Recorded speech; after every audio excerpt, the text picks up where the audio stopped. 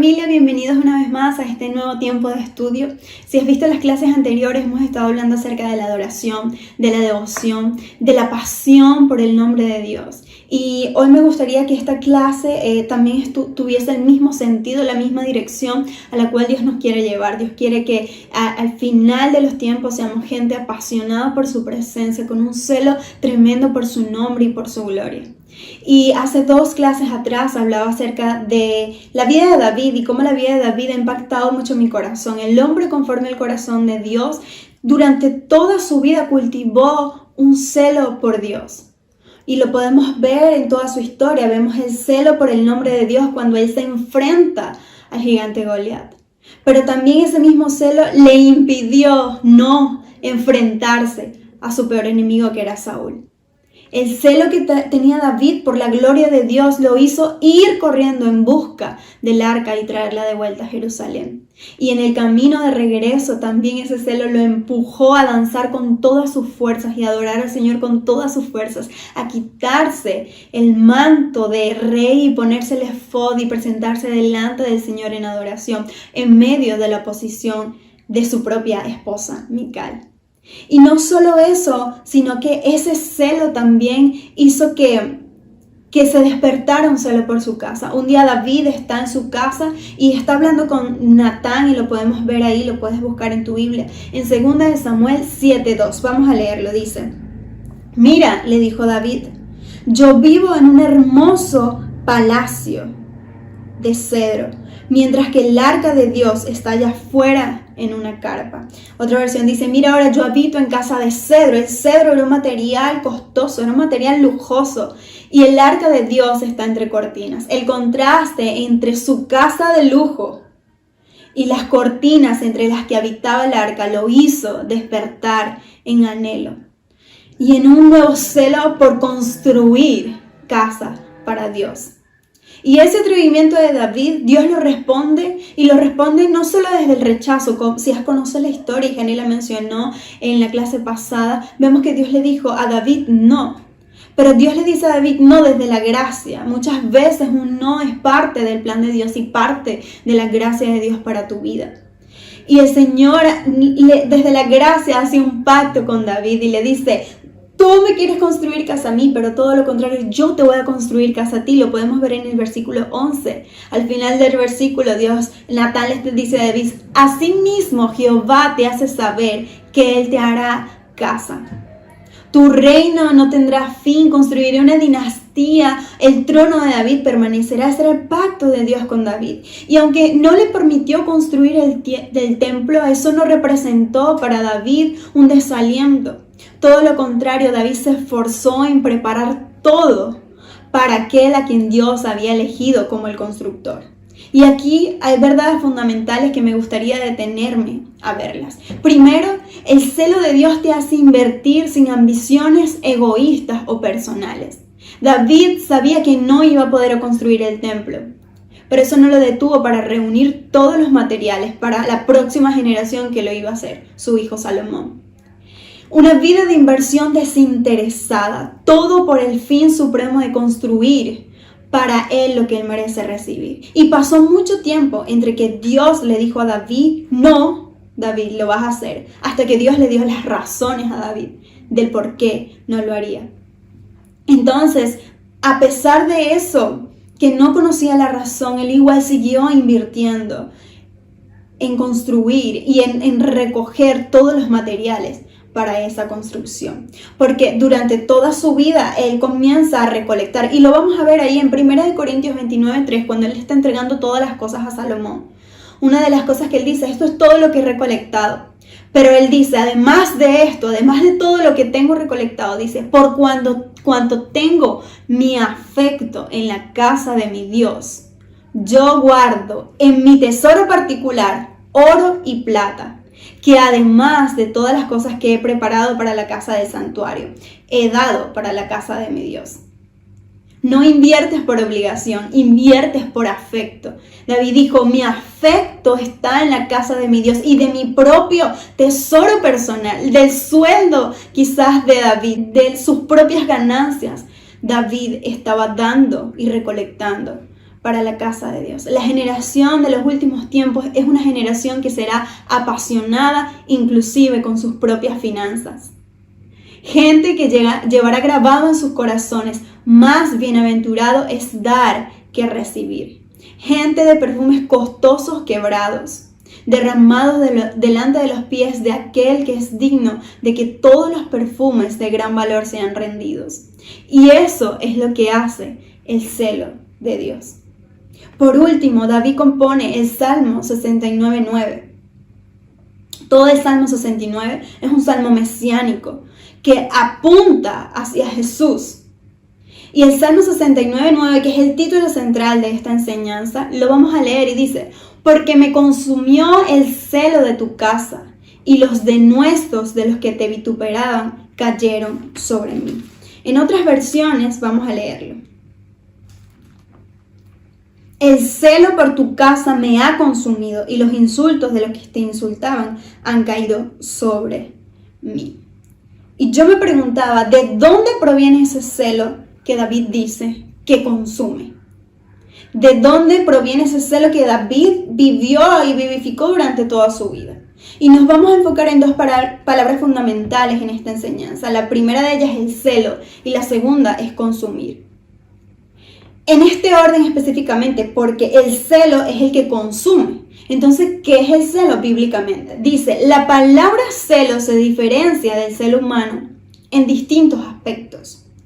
Como bien conocemos, la raíz del celo humano es la envidia, o una de las raíces y la primordial es la envidia. Es desear algo que otro tiene que tú no tienes. Es decir, no tener eso que otro tiene crea en ti o produce en ti amargura e inconformidad con lo que tengo ahora. Entonces el celo humano está embargado, está ensuciado y manchado por la envidia. Pero el celo divino, el celo según Dios, es distinto. Es imposible que Dios sienta ese tipo de celo, ya que Dios, si cela algo, pues Él cela lo que le pertenece. Quizás tú puedes celar algo que no te pertenece, pero Dios, todas las cosas que Él cela le pertenecen. Lo que es suyo, Él cela su gloria, Él cela su nombre, Él cela su pueblo, Él cela su relación con su pueblo, su relación con el hombre. Él es poseedor de todo lo que le place. En el Salmo 24:1 dice, del Señor es la tierra y todo lo que hay en ella. Así que si tú volteas a ver cualquier cosa que esté a tu alrededor, la naturaleza, el hombre, todo dice que le pertenece, y el mundo y los que en él habitan. Entonces es imposible que Dios pueda sentir la clase de celo humano que sentimos tú y yo. Y es fundamental desligar el concepto de celo humano con el celo de Dios, porque muchas veces ese concepto nos genera temor de ver a Dios como un Dios celoso. Pero me gustaría que ese fuese el reto de esta clase. La palabra griega celos viene de la raíz que significa estar caliente, entrar en ebullición. Traduce bien la palabra hebrea kinab, cuya raíz designa el rojo que sale al rostro de un hombre apasionado. Ese es más o menos el significado. Entrar en ebullición, estar hirviendo, estar caliente. Y también puede verse como el rojo que tiene un hombre cuando está o cuando algo le apasiona. Creo que tú y yo hemos visto esa clase de celo. Pero vamos a ver, y me gustaría adentrarme en cómo el celo de Dios o cómo la Trinidad se implica en este aspecto y en este afecto que envuelve a Dios. Vamos a ver primero, Dios celoso es. Si hay alguna característica con la cual el pueblo de Israel, en ese éxodo, en ese tiempo en donde Dios se presentaba en un monte, sobre un monte, y hablaba solo con Moisés, si hay alguna característica que el pueblo pudiera decirnos en ese momento de cómo era Dios, es de esta forma. Lo podemos ver en 4 textos distintos. Primero, Éxodo 20:5 dice, no los adorarás cuando Dios le está dando los mandamientos. Dice, ni los servirás, porque yo, y el Señor se le presenta y le dice, el Señor tu Dios soy Dios celoso. Dios dice de sí mismo, yo soy celoso. No Moisés dice, ay, Dios es celoso, sino que Dios dice, yo soy un Dios celoso, que castigo la iniquidad de los padres sobre los hijos hasta la tercera y cuarta generación de los que me aborrecen. En Deuteronomio 4:24 dice, porque Jehová tu Dios es fuego consumidor, Dios celoso. Éxodo 34:14 dice, pues no adorarás a ningún otro Dios, ya que el Señor, cuyo nombre es celoso, es Dios celoso. Cuyo nombre, imagina, el nombre de Dios celoso es. En Éxodo 24:11 podemos ver cómo los israelitas veían la gloria de Dios. Dice, y la apariencia de la gloria de Jehová era como fuego abrasador en la cumbre del monte, a los ojos de los hijos de Israel. Es decir, a los ojos de los hijos de Israel, Dios se revela como un Dios de celo, de fuego consumidor y un Dios ardiente. El nombre con el que el Señor se le presenta es, yo me llamo Dios celoso. Entonces vemos ahí cómo la Trinidad está envuelta en el celo de Dios. Pero ahora si nos vamos al Hijo y si hablamos de Jesús, ¿cómo vemos en la Biblia cómo Jesús también se asocia a que dentro de sí ardía un celo? Pues el Salmo 69:9, que es el Salmo mesiánico, nos está hablando directamente de Jesús. Y Jesús vivifica estas palabras en Juan 2:17. Para los que no saben, Jesús comienza a purificar el templo. Esa es una de las escenas más comunes de la Biblia, donde Jesús entra al templo y ve que hay mercaderes, hay gente haciendo negocios, hay gente en el lugar correcto, pero no con las intenciones correctas. El templo estaba hecho un desastre. Y cuando Jesús entra ahí, comienza a volcar las mesas. Jesús comienza a tirar las monedas y comienza a hablarles con mucha autoridad. Y mientras toda esa escena pasa, los discípulos están viendo a Jesús. Y lo que viene a la mente de los discípulos es el Salmo 69:9. Y les dice, claro, es que dentro de este hombre hay un celo que lo consume. Y específicamente ellos citan ese salmo. Y quizás una escena de esas donde Jesús está haciendo tal alboroto, destruiría la fama de alguien en segundos, la credibilidad de alguien en segundos. Pero en los libros de Marcos y Lucas lee la historia completa y al final te darás cuenta que la gente estaba maravillada de su enseñanza. Después que pasa todo esto, Jesús no solo viene a alborotar a la gente, sino que viene a establecer una verdad. Dice, mi casa será llamada casa de oración y ustedes la han hecho cueva de ladrones. Y el Señor comienza a enseñarles, pero a la gente no le maravilló las mesas volcadas, las palomas volando, sino que le maravilló su enseñanza.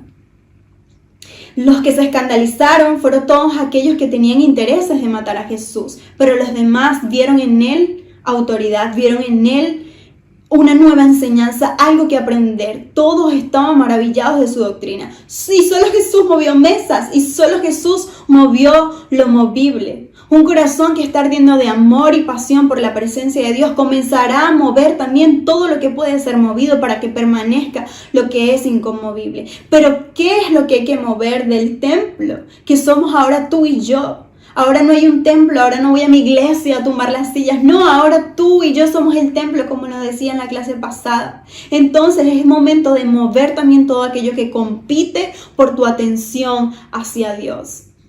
Sean vendedores, sean animales, sea todo aquello que compite y que está sustituyendo el fin mismo de lo que representa ser un templo para Dios. Toda la atención debe recaer en el Dios de ese templo. Toda aquella distracción no controlada que puede convertirse en un ídolo que robe tu devoción a Dios. Y es el tiempo de que con corazones encendidos purifiquemos nuestro templo. Y Jesús donde quiera que iba encendía. Jesús donde quiera que pasaba encendía a la gente. Y lo vemos en el camino de Emaús, estos chicos que iban caminando con Jesús sin saber que era Jesús. Y dice, lo vemos ahí en Lucas 24:32, y se decían el uno al otro, ¿no ardía nuestro corazón en nosotros mientras nos hablaba en el camino y cuando nos abría las escrituras? Quienes estuvieron con Jesús pudieron sentir el fuego y el celo de su gloria. Una vida sin fuego es una vida sin impacto. Y ese fuego hoy en ti y en mí vive. Si Cristo vive en ti, entonces tu corazón arde. Entonces aquí vemos cómo Padre e Hijo se implican en esa pasión divina que envuelve a la Trinidad. Pero ahora si hablamos del Espíritu Santo, es hermoso, porque en Santiago 4:50 nos dice de la siguiente forma: ¿o pensáis que la Escritura dice en vano, el Espíritu que Él ha hecho morar en nosotros nos anhela celosamente?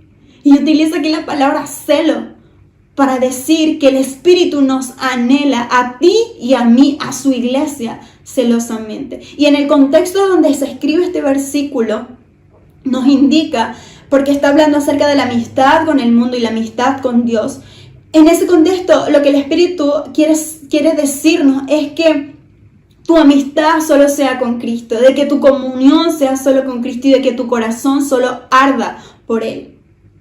En este tiempo el Espíritu le está diciendo a la iglesia: el deseado de las naciones también te desea. El deseado de las naciones también nos desea y nos anhela celosamente. Jesús desea a su novia intensamente y cela a su iglesia intensamente. Y Pablo pudo sentir ese celo en 2 Corintios 11:2. Él dice: porque os celo con celo de Dios, pues os he desposado con un solo esposo para presentaros como una virgen pura a Cristo. El Espíritu Santo nos anhela celosamente. Cuando pensamos ahora pensamos en el celo, pero ahora pensamos que ese celo hace algo, ese celo consume. Y cuando pensamos en consumir directamente, nuestra mente se nos va a fuego. Nada se consume si no hay fuego. Jesús es el mismo fuego que nos consume. La Biblia nos indica en numerosas oportunidades que la presencia de Dios se asocia al fuego. Lo vemos en la zarza que vio Moisés cuando ardía en fuego y no se consumía. La apariencia de la gloria de Dios en el monte era como fuego. El trono del anciano de días está encendido en fuego. En Daniel dice: estuve mirando hasta que fueron puestos tronos y se sentó un anciano de días cuyo vestido era blanco como la nieve y el pelo de su cabeza como lana limpia. Su trono llamas de fuego y las ruedas del mismo fuego ardiente. En el versículo 10 dice que hay un río de fuego que corría saliendo de delante de él. Pero en Apocalipsis 15:2 también dice que hay un mar de vidrio que está mezclado con fuego. También ahí en la escena del cielo nos presenta lámparas de fuego y todo esto ocurre alrededor del trono. Pero lo más glorioso es que cuando podemos ver a Jesús en el Apocalipsis y dice: sus ojos son como llamas de fuego. Apocalipsis 19:12. Jesús no solo ardió cuando les hablaba a sus amigos en Emaús, no solo ardió en el templo, sino que Jesús en el cielo está ardiendo. Y Él vendrá ardiendo de amor por su iglesia. La Biblia dice que Él es como fuego abrasador. Y así como el fuego representa la ira y el juicio de Dios, también el fuego representa la gracia, que es el que tú y yo experimentamos como iglesia. Porque el fuego purifica, es un fuego que nos refina y que nos prueba delante de Dios. Jesús es comparado con este fuego en Malaquías 3:2. Vamos a leerlo y dice: ¿y quién podrá soportar el tiempo de su venida? Hablando de Jesús. Y dice: ¿o quién podrá estar en pie cuando Él se manifieste? Porque Él es como fuego purificador y como jabón de lavadores. Y se sentará para afinar y limpiar la plata, porque limpiará a los hijos de Leví, los afinará como a oro y como a plata, y traerán a Jehová ofrenda en justicia. 2 puntos fundamentales: como fuego purificador y como jabón de lavadores, para limpiar y purificar. Y después dice: y se sentará para afinar y limpiar la plata. Se sentará indica un aspecto clave para nosotros: la paciencia de Jesús en nuestro proceso de refinación. La iglesia debe confiar en esa clase de cuidado. El trabajo que Jesús hace con la iglesia es un trabajo minucioso, apartando la escoria hasta que la plata pueda reflejar el rostro del refinador. Jesús va a seguir limpiando y refinando hasta que esa plata refleje el rostro de Jesús. Es decir, que Él dijo que se hizo para sí una iglesia pura y sin mancha, y esa es la gloria de la iglesia, su pureza. La gloria de la iglesia es su pureza, y esa es la iglesia que Él vendrá a buscar. Estamos en las mejores manos, estamos en las manos del mejor refinador, y ese es Jesús. Pero ahora, ¿qué es lo que se consume? ¿Qué es lo que el fuego consume? Es evidente que el fuego consume nuestra carne, nuestras pasiones desordenadas, todo aquello que pueda ser una escoria, que pueda ser algo que afecte nuestra relación y nuestra devoción a Dios. La carne se consume para que el espíritu se vivifique. El celo consume cada ídolo levantado en nuestro corazón, purifica nuestras manos para presentarnos ante Él en adoración. Ese es el propósito de ser probados en fuego. No hay otro propósito que no sea ser cada vez más como Él. El celo nos purifica y nos santifica. Es posible ser santos como Él es santo, solo por ese glorioso fuego purificador. En Romanos 12:11 se nos ordena sentir celo. Dice, estén ardientes, literalmente hervir, estén fervientes en el espíritu, nunca flaquear en celo. Y esto no es opcional, es un mandamiento. Dice, nunca flaquees en tu celo. El celo además nos protege. En Isaías 59:17 dice, pues de justicia se vistió, hablando de Jesús, dice, se vistió de justicia como de coraza y con yelmo de salvación en su cabeza. Tomó ropas de venganza por vestidura. Y importante ahí dice, y se cubrió de celo como de manto. El celo como de manto. Dice que Jesús se cubrió. El celo es un protector. Nos hace cada vez menos propensos a ceder ante una vida de tibieza. Cuando el celo de Dios nos cubre, entonces estamos protegidos por esa pasión divina que arde en el corazón de Jesús también. Los hombres, y la mayoría de los hombres en la Biblia, sintieron ese fuego devorador en su ser. Y para terminar, quizás tú puedes decir, tengo mucho tiempo sin sentir ese fuego en mi vida. Estoy muy lejos de sentir ese fuego, ese celo y esa pasión que algún día tuve cuando fui joven, o que algún día tuve, o que hace un año tuve. Pero yo te puedo decir algo, la pasión, el fuego, el celo, solo lo enciende Jesús. Nadie más que Jesús. Él es el fuego en nuestro ser. Y si ves a Jesús, a ese hombre con llamas de fuego, es imposible que no ardas. Si oyes a Jesús como los amigos que estaban camino en Maús, es imposible que tu corazón no arda. Si adoras a Jesús, arderá tu corazón otra vez. Acerca una vez más tu corazón a Jesús, que Él está ardiendo. Acércalo como una antorcha para tú arder también. El plan del enemigo en esta era está determinado por enfriar todo aquello que Dios quiere hirviendo o caliente. Por eso el amor de muchos se enfriará, por eso muchos se entregarán a una vida de tibieza. Por eso es necesario mantenernos cerca de la fuente, cerca del fuego. Y quizás es momento de que te unas a alguien que esté hirviendo, que esté ardiendo, y que así juntes los tizones para que puedan arder una vez más. La presión de este tiempo solo encenderá más y más el fuego en todas las naciones. Él viene enardecido y nosotros nos preparamos para recibirle con fuego en nuestro interior. Dios quiere todo, Dios quiere altares encendidos, incienso quemándose por todas las naciones, tizones ardiendo y encendiéndose unos a otros, lámparas llenas de aceite y encendidas, gente que está hirviendo de amor por Él. ¿Cómo no arder por aquel cuyos ojos son llamas de fuego y que arden por amor a su iglesia? Es tiempo de que el celo de Dios nos devore y nos consuma. Y ven, Jesús, arde con nosotros. Te esperamos, Señor. Amén.